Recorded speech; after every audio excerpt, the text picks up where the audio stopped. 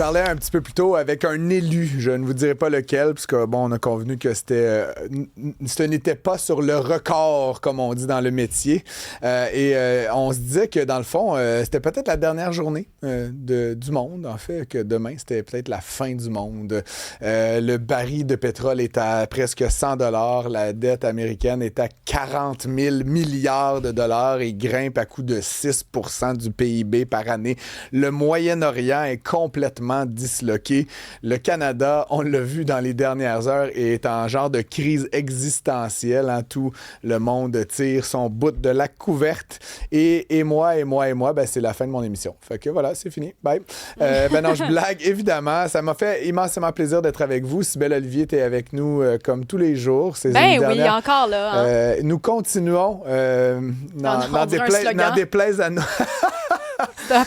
le Olivier Gosselin, parti de la joie. La Gosselin mobile. La Gosselin mobile. Là, fais attention. Ouais. Emmène-moi pas sur ce terrain glissant qui est cette collaboration étrange entre la coalition Avenir Québec et Olivier Primo. D'ailleurs, j'ai bien hâte de voir, là, peut-être que la CAQ, au lieu de participer à des débats, ils vont organiser des débats à l'interne. Tu vas voir comme Olivier Primo contre Geneviève Peterson. J'ai hâte de le voir, celui-là.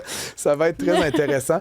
Non, écoutez, c'est juste qu'à écouter les manchettes ces temps-ci, on a l'impression que la fin du monde est comme commencée. Puis pourtant, le monde ne s'arrête pas. Là, il se recompose, ça change brutalement. Puis tu sais, c'est drôle parce qu'on dit tout le temps, là, je sais pas où les gens travaillent, là, mais tu sais, dans les business, dans les écoles, dans les... Tu sais, l'innovation, là, puis le changement. Puis c'est toujours comme, c'est toujours une bonne chose. Hein?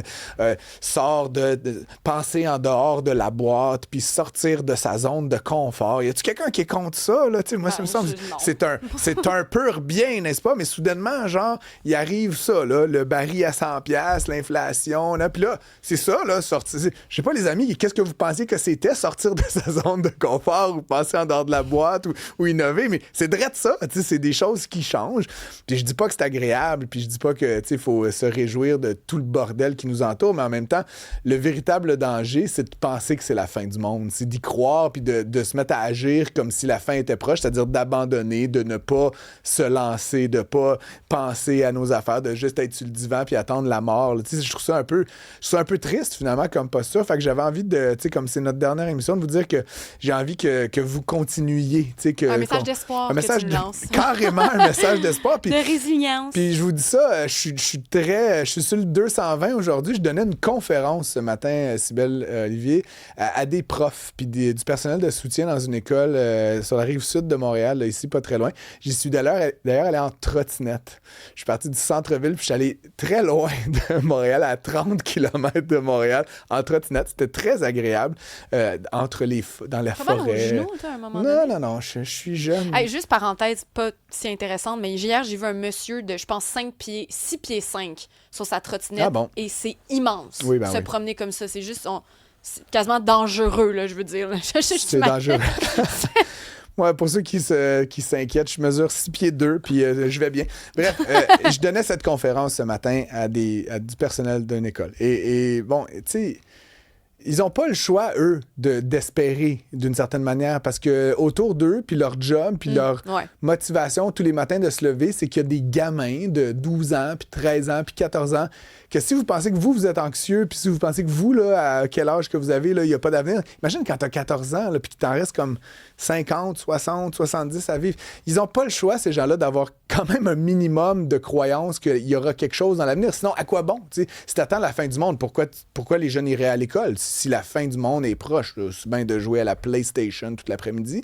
Mais non, il y a des gens dans notre société qui croient qu'un monde meilleur est possible. Puis, je ressors toutes ces formules un peu éculées parce que finalement, j'ai envie de vous dire que c'est peut-être pas aussi banal que ça en a l'air, ces formules-là. Il y a quelque chose en dessous qui devrait nous donner l'envie d'essayer des affaires, d'avoir un peu d'espoir.